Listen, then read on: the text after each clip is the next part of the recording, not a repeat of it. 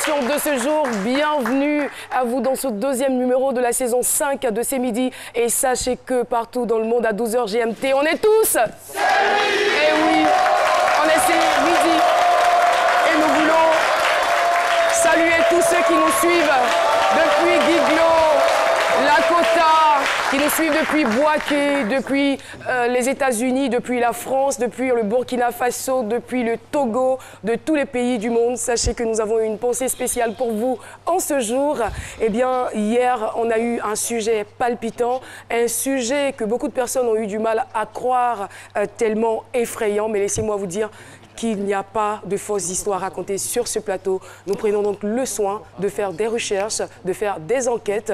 Et voilà, malheureusement, comme je le disais, la vie, il y a de méchantes personnes dans cette vie. Mais heureusement qu'elles ne sont pas toutes méchantes. Jean-Michel ne dira pas le contraire. Bonjour, vous allez bien? Bonjour Caroline, je le confirme avec le sourire tout de même, parce qu'il faut toujours, comme le stipulait la leçon d'hier, garder de l'optimisme et continuer à entretenir de très bonnes relations. Juste qu'il faut avoir un certain filtre, n'est-ce pas? Alors bonjour à tous ici à la maison. Jean-Michel, qu'on va retrouver dans quelques instants pour sa chronique. Et Alissa est aussi avec nous tout en beauté, n'est-ce pas? Merci, merci. Ce n'est plus hashtag Papato, hein, ça a changé non, là. On a eu l'information. Oui, c'est potin. Voilà, c'est tous les mardis, c'est potin pour les affairages et tout ça. Alors, il ne viendra pas seul. Il nous rejoint donc sur ce plateau. Docteur Philo et bien sûr notre appel à témoins que je vous demande de recevoir avec toujours des applaudissements.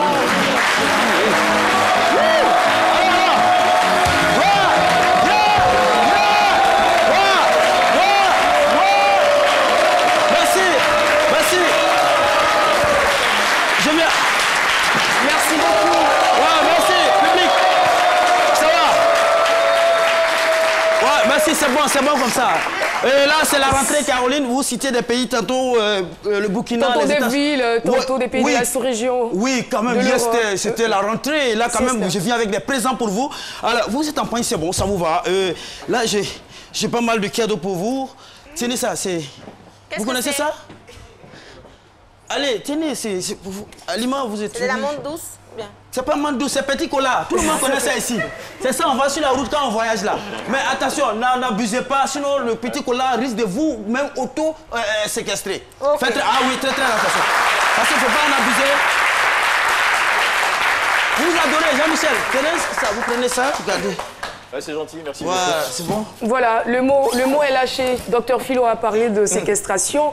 Alors, une personne séquestrée, c'est une personne qui est enfermée, privée de sa liberté contre son gré et parfois violentée. Eh bien, c'est le thème du jour. Je vous l'évoque tout de suite. À 14 ans, j'ai été séquestrée et abusée sexuellement. C'est vraiment horrible. Elle est avec nous. Aujourd'hui, elle a 16 ans et elle a accepté, à visage découvert, de venir rendre témoignage et de pouvoir dénoncer ce malfaiteur. Merci beaucoup, Alima Konaté, d'être là. Elle aura forcément besoin de vos encouragements. Ce qu'elle a vécu est cruel. On ne le souhaite à personne. Alima, bonjour. Bonjour. Bienvenue sur le plateau de C'est Midi. Merci. Et sachez qu'ici, dans ce studio, on est de tout cœur avec vous. Sachez aussi que les téléspectateurs qui vous regardent vont manifester forcément de la compassion pour vous et peut-être vous aideront à pouvoir remonter la pente, à pouvoir sortir donc de ce que vous vivez, du traumatisme que vous vivez. Tout de suite, je m'en vais passer la parole à notre docteur en humour. L'espère. C'est important, n'est-ce pas? Oui, nous avons besoin de prie. votre avis, c'est tout de suite. Merci beaucoup, Alima, merci pour ce courage, séquestré, abusé sexuellement à 14 ans. Je vous dirais que c'est horrible, c'est ignoble, c'est inhumain. Je lui dis, je ne peux pas comprendre. Depuis hier, on est sur ce genre de thème. Comment c'est insoutenable. Insoutenable. C'est même, c'est mirobolant et mirifique. Je veux dire que, comment comprendre, c'est-à-dire une fille de 14 ans, hein, une petite minette, fillette de 14 ans, vous abusez d'elle. Je dis, ça va contre la morale, au fait. Voilà, ça va contre la morale. Moi, je dis. Et puis, Moi, je vais vous dire la vérité. Hein. Ces gens de personnes-là, il faut que les parents soient très regardants sur les enfants, à travers leur fréquentation. Ces gens de personnes, on les voit. Et puis, moi, je ne vois pas un jeune de 16 ans, 17 ans en train de séquestrer ou abuser d'une fille sexuellement, une fille de 14 ans, une jeune de 17 ans. Non, c'est des personnes âgées. Excusez-moi, monsieur le sage, là, ce n'est pas vous, mais des gens âgés d'un certain âge. Au fait, ils attirent ces jeunes filles avec de l'argent. C'est comme ça. On les voit au quartier, ils ont des grosses chaînes au cou. Ils sont là. Oui, non, je sais de quoi je parle. Quand je dis de façon générale, au fait. Voilà, ils ont des grosses chaînes au cou, ils sont là. Cheveux là, blanc, il y a Yomo dans le cheveu là. Et il est là, il est au quartier. La petite fille dit Tonton, il dit ne m'appelle pas Tonton, appelle-moi Grégoire. Appelle-moi Grégoire. Et souvent même, je vous jure, souvent même, ils vont plus loin. Ils disent non, ils vont plus loin. Quand même la petite fille, tu vois, quelqu'un te dit appelle-moi Grégoire ou bien appelle-moi Gregson pour les études. Quelqu'un qui est Gregson. Quand tu vas vers lui, vous voyez le c'est des vieux visages, c'est des gens sur leur travail, ils attirent les petits filles avec de l'argent. En même temps, profiter pour donner des conseils à nos jeunes soeurs aussi. Ne regardez pas l'argent, c'est pas, vous êtes encore très jeune, attendez. Autrefois, Caroline, Madame Dassiva, nos filles, les jeunes filles, c'était marrant, leur distraction.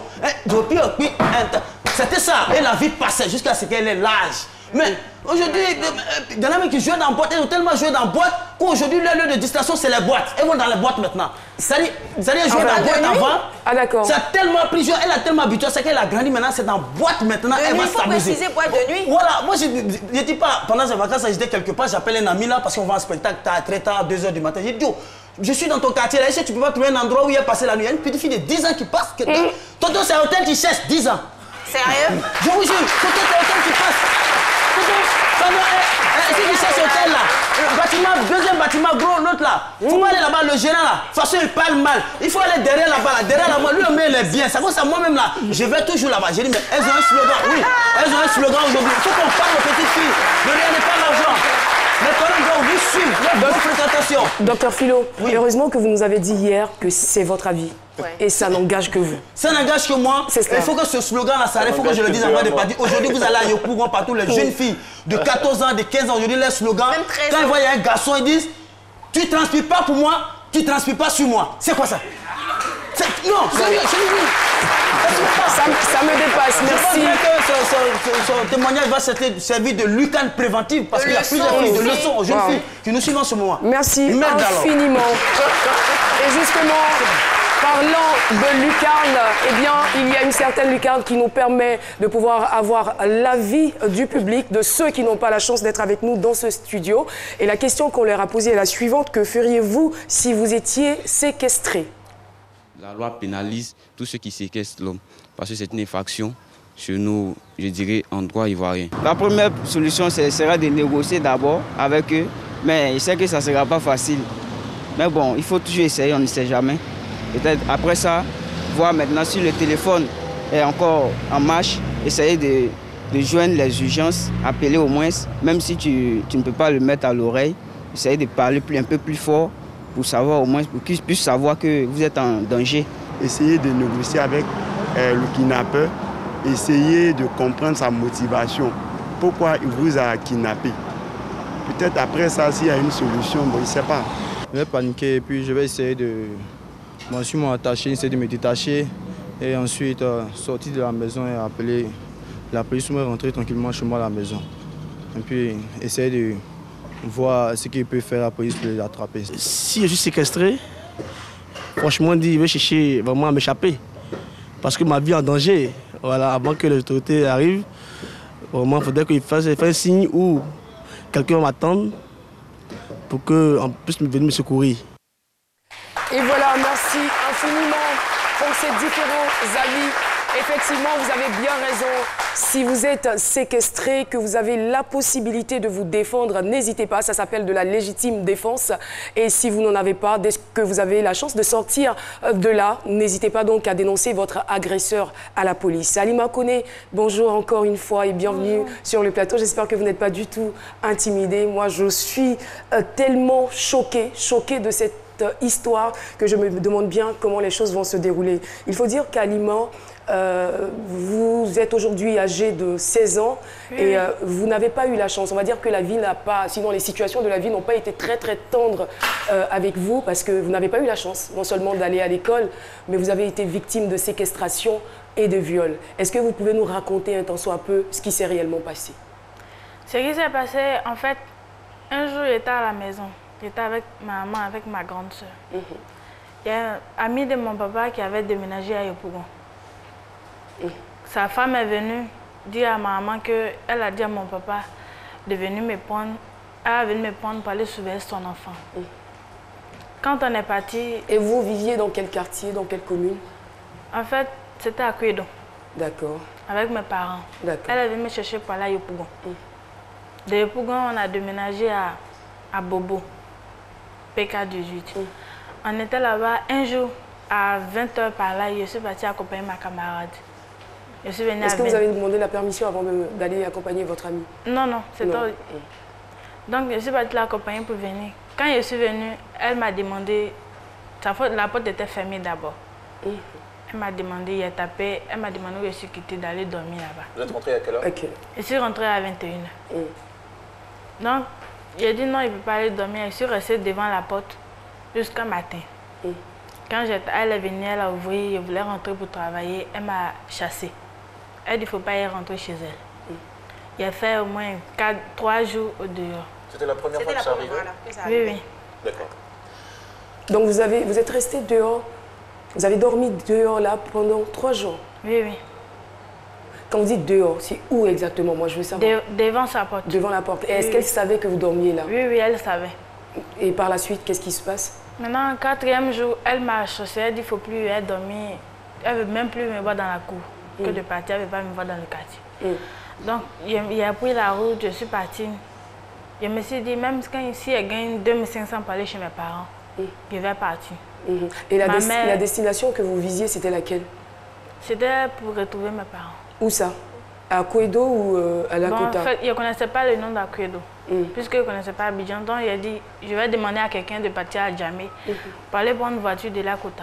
D'accord, parce que vous avez vécu tout le temps à Lakota avec votre maman biologique avant de rejoindre votre papa à Kouédo. Mais pourquoi vous n'avez pas essayé de téléphoner lorsque la situation se compliquait à vos parents? De téléphoner, voilà, de passer un coup de fil à vos parents? Il n'avait pas le numéro. À 14 ans, vous n'avez pas le numéro de vos parents? Oui, oui. D'accord.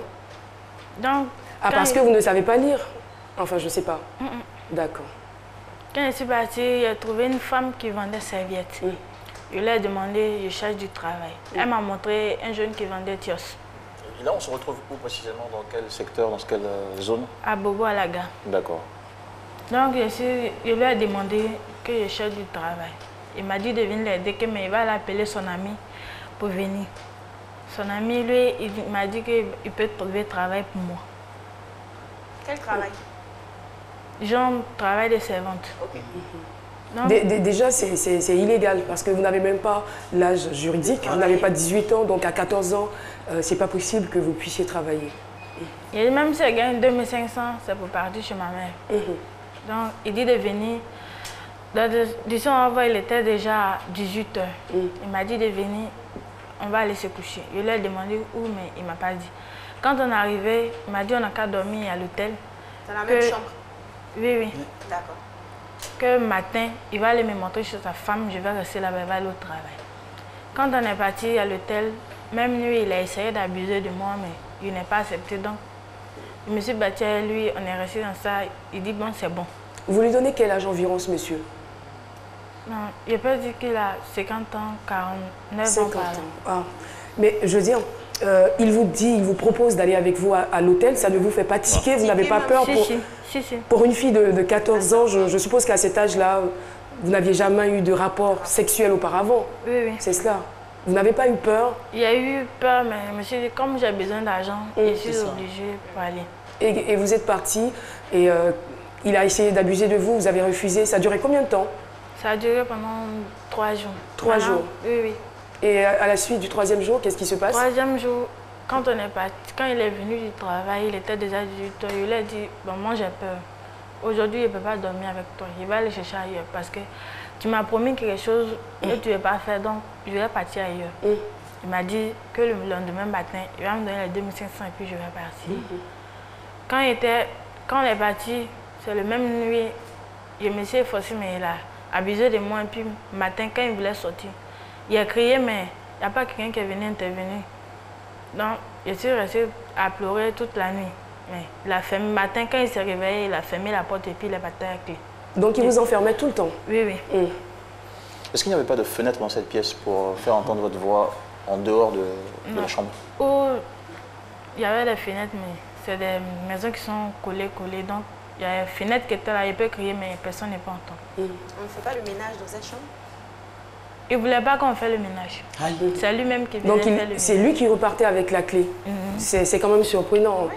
Je veux dire que qui est connu. Le gérant, peut-être qu'il avait l'habitude de ce genre de choses. Le gérant de l'hôtel, normalement, devait se poser des questions. Pourquoi? Ce vieil homme entrait dans un hôtel avec une fillette et la laisser là seule. La journée, vous ne mangez pas, c'est cela. C'est ce que vous nous avez raconté. Vous ne mangez pas. Et il rentrait à 18h. Il passait toute la nuit avec vous? Oui, oui. Il venait avec manger à 18h. Il passait toute la nuit avec moi et puis le matin, il se réveille, il s'en va, il ferme la porte et puis il s'en va. Mais entre sa sortie de la chambre et 18h, c'est-à-dire toutes ces heures qui s'écoulent là, qu'est-ce que vous faites vous pour au moins montrer que vous êtes en danger, que vous avez besoin d'aide, pour lancer un SOS? Est-ce que vous ne frappiez pas la porte? Vous voyez, faire du bruit le maximum possible. J'ai fait ça pendant une semaine, mais c'était zéro. En fait, les gérants d'hôtel, quand il est matin, parce que ça ne marchait pas. C'est un hôtel qui ne marchait pas. Donc le matin, ils sortent. Il n'y a personne en fait. Il n'y a personne. Je ne vais pas vous poser la question de comment vous vous en êtes rendu compte, peut-être parce que vous n'entendiez pas du tout de pas dans le couloir, je ne sais pas. Et ça va durer combien de temps? Ce calvaire-là, ça va durer combien de temps? Il va abuser de vous pendant combien de temps? Bon, on peut dire 1 an et demi. 1 an et demi? Oui, oui. Vous n'êtes pas tombée enceinte? Non, non. Il faisait attention? Non. D'accord. Avez-vous tenté à maintes reprises vous avez compris sa question, de vous enfuir? Oui, elle a dit 1 an et demi. Donc, pendant 1 an et demi, est-ce que vous êtes resté dans le même hôtel pendant 1 an et demi? Non, non. On a changé d'hôtel 2 fois. Et en sortant de cet hôtel, est-ce que vous avez essayé de crier, de fuir? Parce que je suppose que vous avez rencontré des gens. Avant qu'on change d'hôtel, première fois, il m'a menacé d'abord. En disant quoi? Il m'a menacé en me disant que si je dis à quelqu'un, forcément, il va me tuer. Il est capable de tuer la personne aussi. Il me s'est dit, il y a des problèmes à moi, il ne veut pas donner un problème à quelqu'un d'autre. Donc, il est suivi, on est parti dans le 2e hôtel.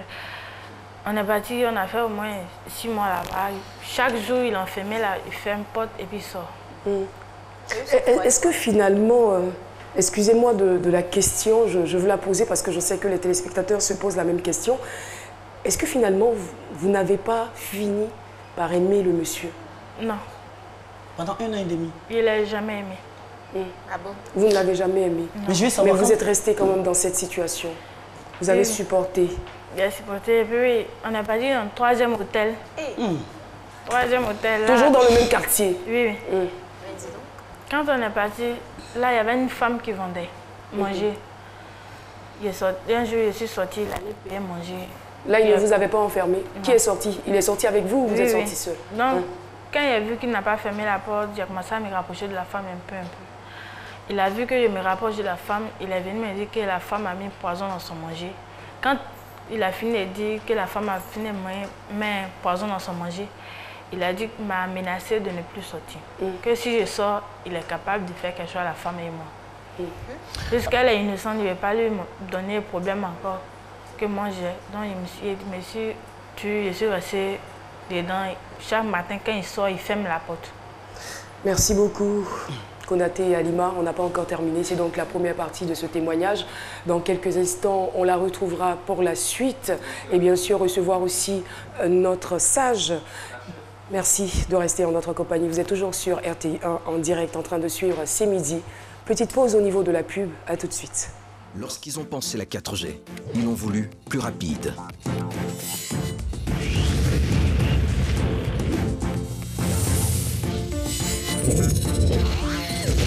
Plus fluide. Mais aussi plus connecté que jamais. En fait, la 4G de Move, ils l'ont pensé pour chacun de nous.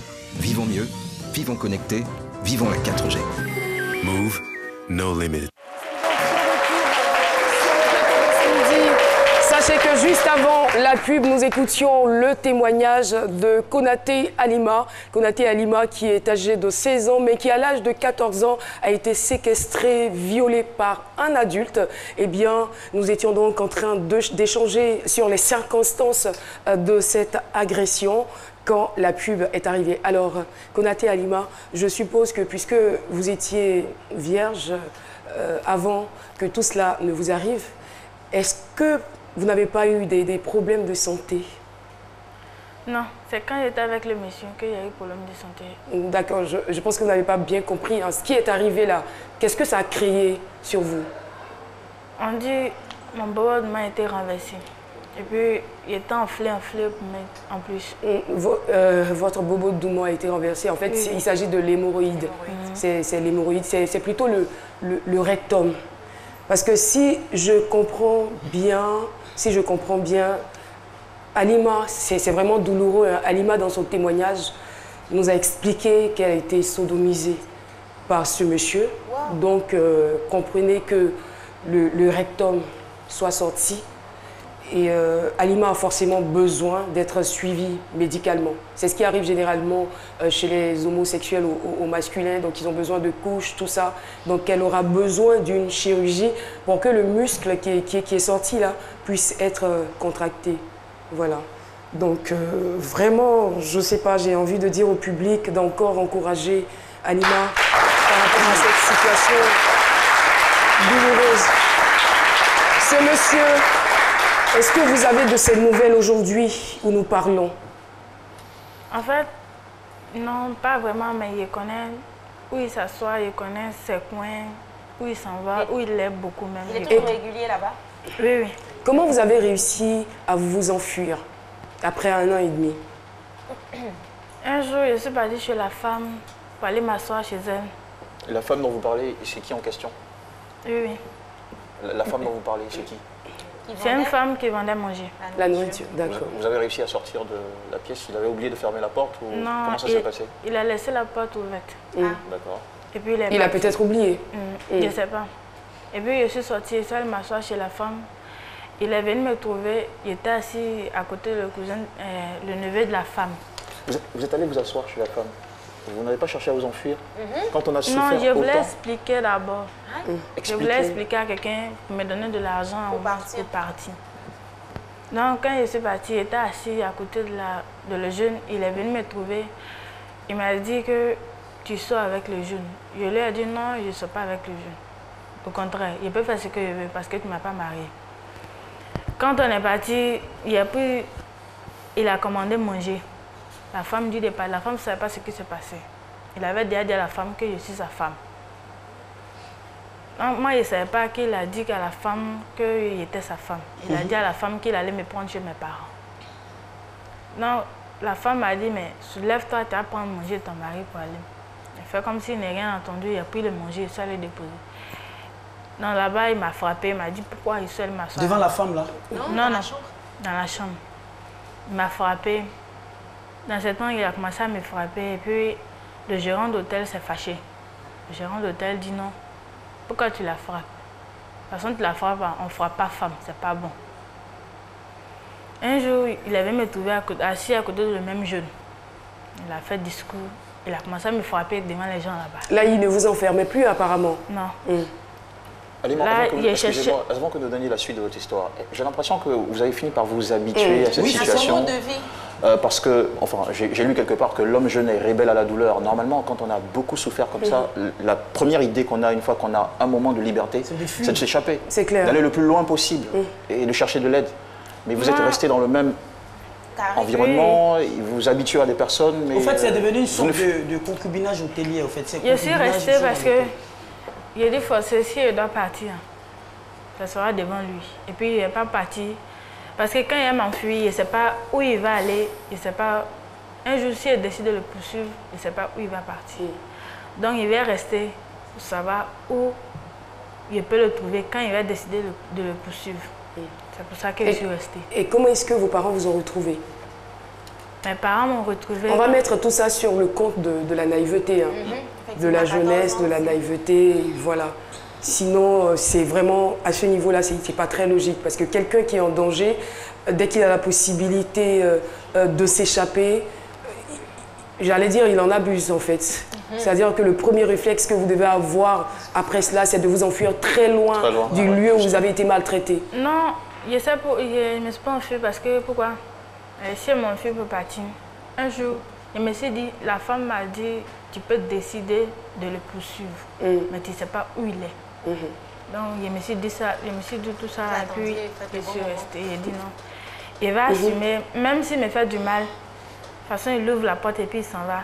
Il va assumer, mais il faut qu'il enquête sur lui. Donc, parce qu'il ne connaissait rien de sa famille, il ne connaissait rien de lui. Et finalement, vous allez rester chez cette dame pendant 6 mois. Oui. Et un jour, au gré du hasard, vous allez rencontrer quelqu'un qui connaissait vos parents. Oui. Et c'est comme ça que vos parents vous ont retrouvé. Et la bonne dame vous a accompagné chez vos parents. C'est bien cela. Alors, qu'est-ce qui a été fait? Est-ce que, puisque la dame vous avait dit que vous avez la possibilité de le poursuivre, êtes-vous allé à la police? Oui, je suis partie. On m'a dit que je suis trop petite pour poser plainte. Donc, une fois avec vos parents, ça c'était quand vous étiez encore à Bobo. Donc, vous rejoignez vos parents à Kouedo. Vous leur expliquez la situation. Est-ce qu'ils vous conduisent dans un commissariat, d'abord à l'hôpital, parce que c'est ce qui est logique.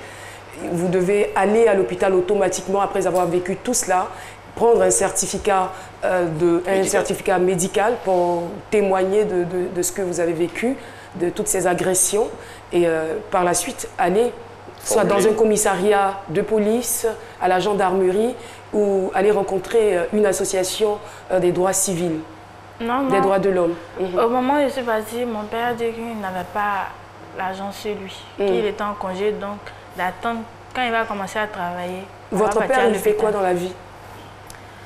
Il fait vigile. Il est vigile. Il est vigile. Oui. D'accord. Alors, oui, Jean-Michel. Oui. Alors, peut-être que le réflexe, il n'est pas intervenu à cette époque-là, mais vous étiez, d'après la police, trop jeune pour porter plainte. Et pourtant, vous aviez des témoins qui étaient beaucoup plus adultes. Vous auriez pu recourir à eux, surtout à cette dame qui vous a dit que vous pouviez poser plainte pour...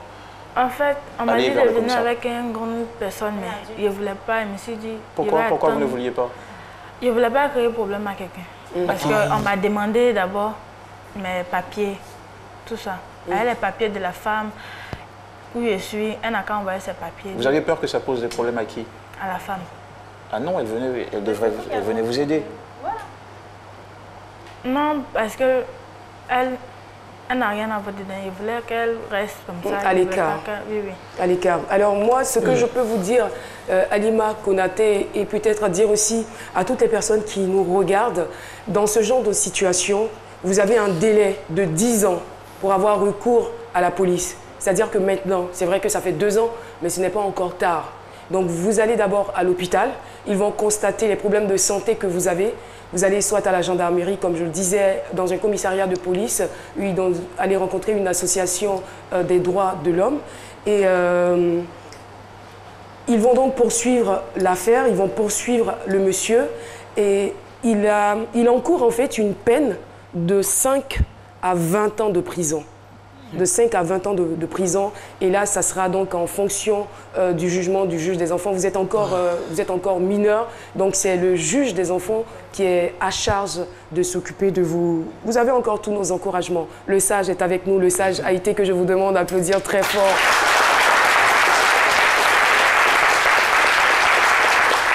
Alors, sage Haïté, vous avez donc écouté ce témoignage. Vous avez besoin d'un Nous allons vous retrouver tout de suite, juste après le jingle.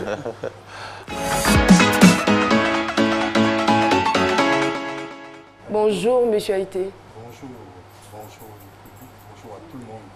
Aliment, pardon. C'est le seul mot qui vaille parce qu'après vous avoir entendu, nous avons pitié. Vous pouvez baisser le micro un tout petit peu, s'il vous plaît. Nous avons pitié.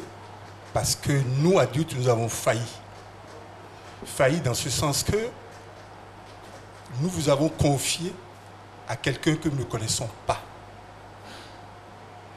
Et vous avez souffert le martyre. Vous avez été abusé sexuellement 2 ans durant.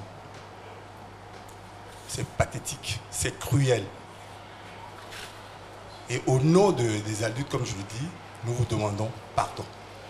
Mais ce n'est pas fini. Ce n'est pas parce que nous avons failli que vous devez désespérer, que vous devez croire que tous les adultes sont mauvais, que vous devez penser que le monde est mauvais. Non. Il y a des gens bien, il y a des gens qui sont bons, qui voleront à votre secours. Et je suis persuadé que l'avenir...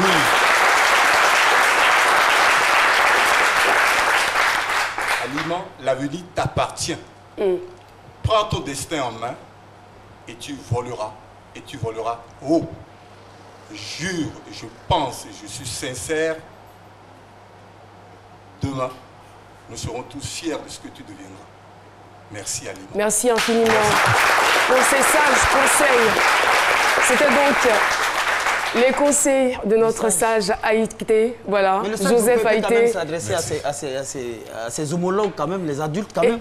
Nous, les adultes, moi, je vous interpelle. Tout à fait.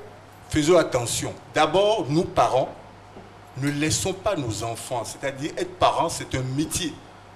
On ne fait pas des enfants pour les confier à d'autres. Quand on fait des enfants, c'est pour s'en occuper. Il faut assumer ses responsabilités. Il faut assumer ses responsabilités. Et ensuite, les jeunes, ne vous laissez pas griser, ne vous laissez pas appâter par l'argent. Ne vous laissez pas appâter. Hein? Le monde vous appartient. C'est-à-dire le monde, c'est le monde des jeunes, le monde vous appartient. Nous, nous sommes en train de partir.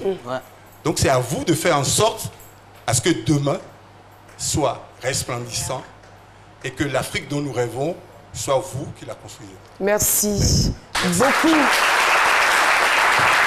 Alors, merci beaucoup, monsieur le sage. Il faut dire que l'intégrité physique et morale de notre invité Aliment ont été atteintes. Donc, il faut absolument qu'elle puisse rencontrer un psychologue. S'il y a des psychologues qui nous regardent en ce moment, n'hésitez pas à rentrer en contact avec nous ou des psychiatres. Il n'y a pas que les fous qui vont aller rencontrer des psychiatres. Des personnes aussi qui ont subi ce genre d'affres sont appelées aussi à rencontrer des psychologues. Aliment, oui, Jean-Michel voudrait ajouter quelque chose. Oui, je voudrais juste ajouter au discours du sage, à son speech, qu'il est important aussi de lancer un message à nos chers parents qui doivent peut-être repenser leur système d'éducation.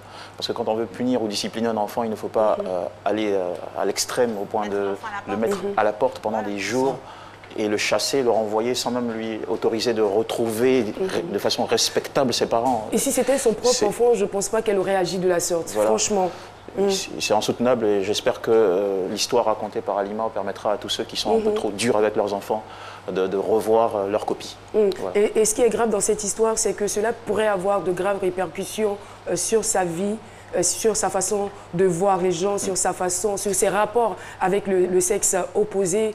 Aussi, je suis sûre, elle me l'a dit hors antenne, qu'elle avait peur lorsque les hommes l'approchaient pour la draguer. Et aussi, cela pourrait aussi avoir des répercussions sur son orientation même sexuelle. Donc il faut absolument suivre Aliment. Aliment, merci infiniment pour ce témoignage. Merci d'avoir été là et nous espérons que tous les téléspectateurs qui nous suivent vont pouvoir donc tirer les leçons de ce témoignage. Alors, c'est potin, c'est tout de suite et maintenant avec Alice Arzina. C'est Potin Star. C'est Potin Star. Alors, Caroline, nous allons faire un tour aux États-Unis, retrouver Selena Gomez et Justin Bieber qui se sont remis ensemble, oui, après 3 ans de rupture. Ils se sont remis ensemble il y a 2 semaines de cela et Hollywood s'est affolé. Je précise que Selena Gomez était en couple avec The Weeknd, un artiste aussi. C'est bizarre, hein? C'est bizarre. Quand tu laisses ton ex, tu te remets dans une relation avec quelqu'un et après, tu repars voir ton ex et tu laisses le nouveau gars. Ça fait comme si genre il n'assumait pas facilement. Bon, en tout cas, je précise qu'ils étaient ensemble il y a 3 ans de cela, mais ils se sont séparés parce que je pense qu'ils étaient un peu trop immatures vu qu'ils avaient 16 et 17 ans. Donc on espère que cette fois-ci, la maturité va faire ce qu'il faut pour qu'ils restent ensemble encore longtemps. En tout cas, ils sont très beaux ensemble. On leur souhaite beaucoup, beaucoup de succès dans cette nouvelle relation. Je n'ai pas de nouvelle ou ancienne nouvelle relation. On va partir aussi avec Lamar Odom qui s'effondre en plein night de nuit, en plein nightclub à Los Angeles. Je précise que c'est la 2e fois cette année que Lamar est dans l'excès.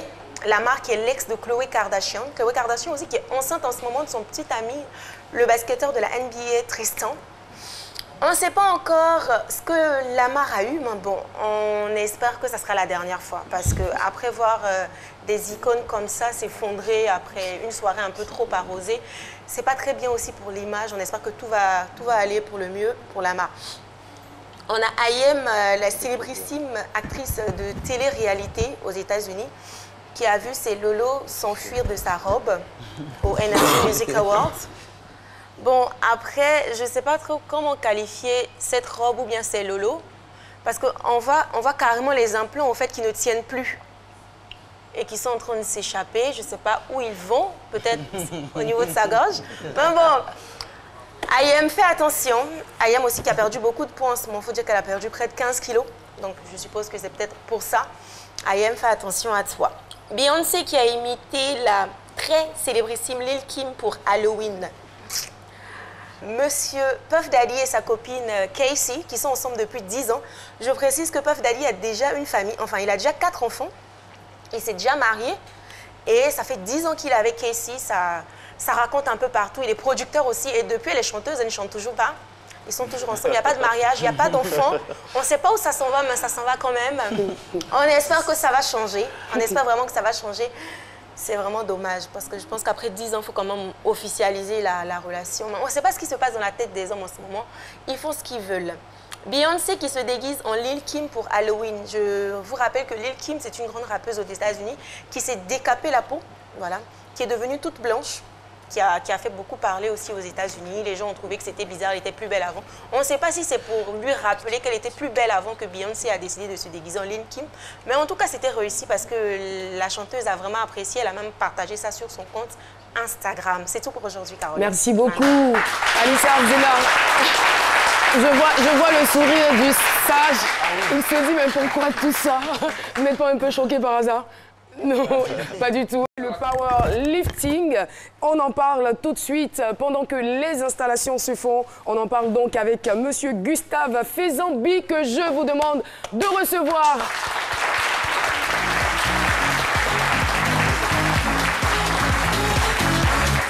Gustave Fezambi. Bonjour, installez-vous. Merci beaucoup, public de ces midis. Alors, Fezambi, vous êtes athlète ivoirien et vous avez été champion d'Afrique en 2017 et vice-champion en 2016 des poids lourds, les moins de 120 kg. Félicitations déjà et bravo champion. Alors dites-nous, comment est-ce que vous avez fait la rencontre de ce sport, le powerlifting?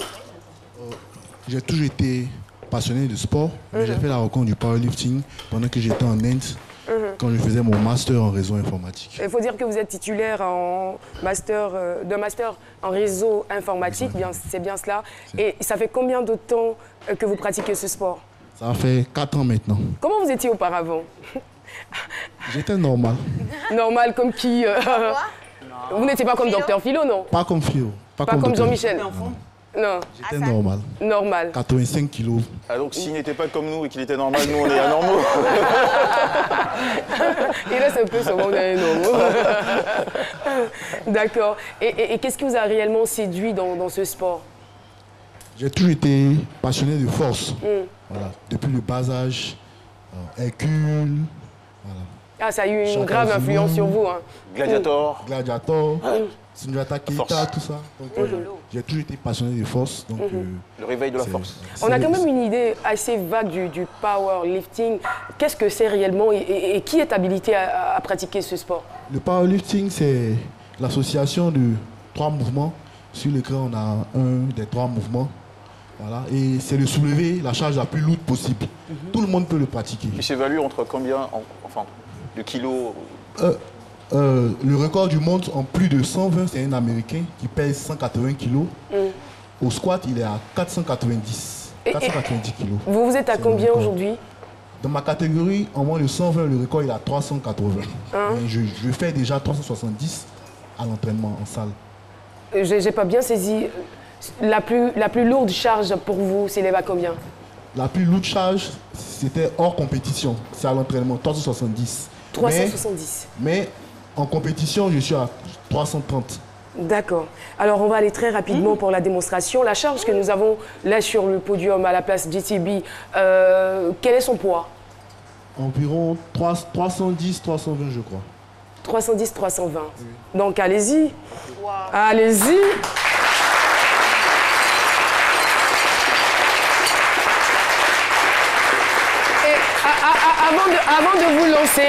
Avant de vous lancer, on va faire un truc. Je vais demander à 5 jeunes, voilà, levez-vous s'il vous plaît.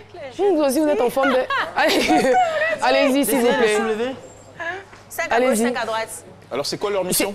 Ils vont soulever. Leur mission serait d'essayer. Alors, si vous avez une recommandation, parce que je suppose que pour ne pas qu'ils se fassent mal, comment est-ce qu'ils doivent soulever ça? N'ayez pas peur, ça ne pique pas. Ne vous jetez pas dessus comme ça. Il y a forcément une tactique. On n'a pas dit de rouler, on dit de soulever. Mais pourquoi les deux autres ont peur? Il n'y a pas de place. Bon, ça va, merci. Tiens, merci. Attends. Un seul côté. Merci beaucoup. Non, c'est lui. Merci infiniment. Alors, Gustave Fezambi, c'est votre tour. Moi, je peux savoir ce que vous êtes en train de faire. C'est quoi? Est-ce que vous inhalez là? Gustave, vous n'avez plus de micro, vous avez inhalé quelque chose tout de suite. C'est quoi? C'est de l'ammoniac, c'est pour... C'est sûr? C'est pas de la poudre? Jean-Michel. Attention. Vous n'avez pas encore fait votre chronique, Jean-Michel, attention. L'ammoniac, c'est pas dangereux. Allez, quitte à savoir si c'est ça réellement. C'est quoi le rôle de l'ammoniac? Pourquoi il faut de l'ammoniac avant de commencer? Allez, on applaudit très fort pour Gustave Fezambi. En espérant le voir soulever donc cette charge.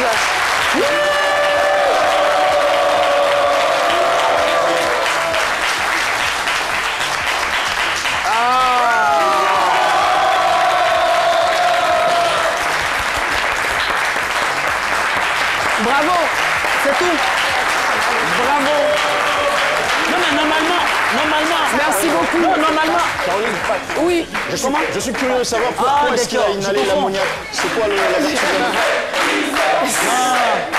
Ça sera, on va bisser une autre fois. Jean-Michel a posé une question parce qu'on a beaucoup. Pourquoi était-il utile pour vous d'inhaler l'ammoniac avant cet exercice? L'ammoniac est très utilisé dans les sports de force. Il permet d'ouvrir le système respiratoire. Voilà, puis stimuler un peu le système nerveux. Vous avez besoin d'un bon courant d'air pour pouvoir... Sinon, c'est pas ça qui vous donne la force, hein? Non. Ça ne me donne pas la force, mais ça me donne un peu de nervosité. Ah, donc là, vous êtes très nerveux, là. Alors, si vous êtes nerveux, ne nous faites pas de mal. Un peu de niaque. S'il vous plaît. Merci beaucoup d'être venu sur ce plateau. Merci infiniment. Et voilà, nous allons donc terminer. Merci, bravo. Retrouver tout de suite Jean-Michel qui a rencontré John Domelo, c'est bien cela, l'acteur nigérian. Il a joué dans Interprète. Ghanéen, tu as voulu dire, je suis sûr. Ah, pardon, Ghanéen, autant pour moi. Merci beaucoup. On vous retrouve tout de suite. Dernière chronique de cette émission. C'est bien ça.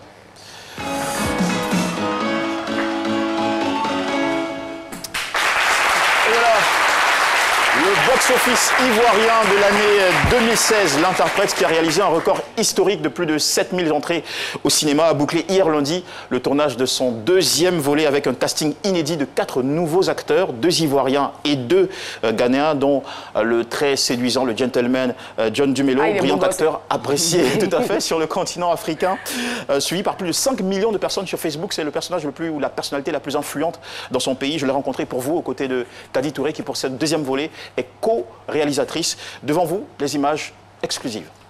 Hello Kadi. Hello John. Hi. Great pleasure to have you on this show. And my first question is to you, John. Première question justement pour toi, John. Comment s'est fait ta rencontre avec Kadi? Sur Facebook. Tu plaisantes en train de nous faire une blague là. Sérieux? Non, plus sérieusement. On s'est rencontrés au Burkina Faso pendant le FESPACO. Elle m'a dit qu'elle avait un projet de film auquel elle voulait m'associer.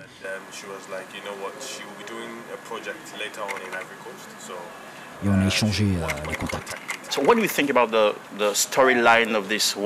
Alors, que penses-tu du scénario du film L'Interprète?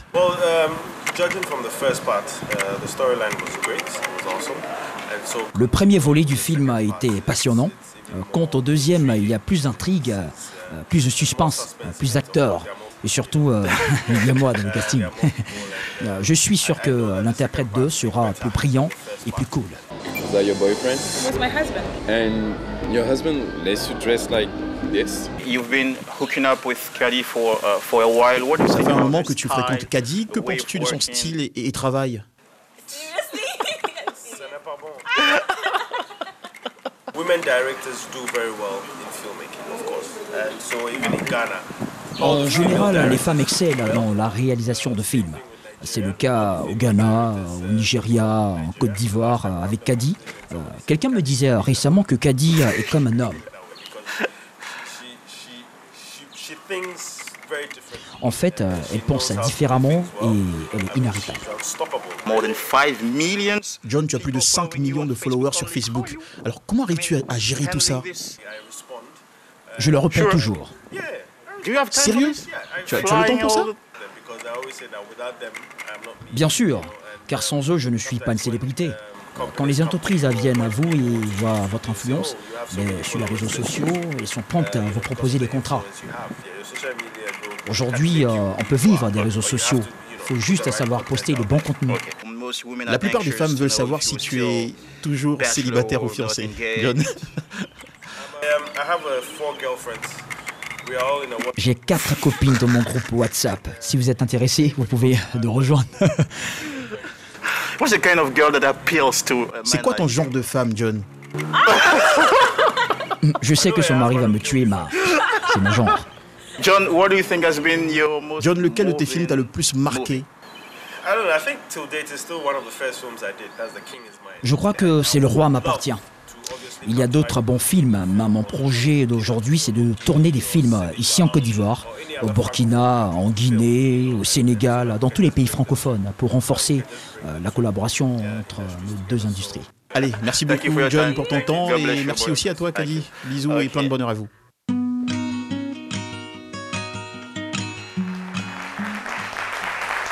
Merci beaucoup Jean-Michel et moi j'aime bien l'acteur mais j'aime aussi Caddy Touré. Oui, tout à fait. C'est un très bel exemple de détermination. La détermination, nous en avons besoin. Jeunes Africains, je m'adresse à vous. Le sage le disait, l'avenir nous appartient. Eh bien, puisque l'avenir nous appartient, on espère se retrouver demain pour vous offrir encore nos sourires. Merci donc de rester sur la chaîne qui rassemble. À demain, par la grâce de Dieu. Au revoir. Merci.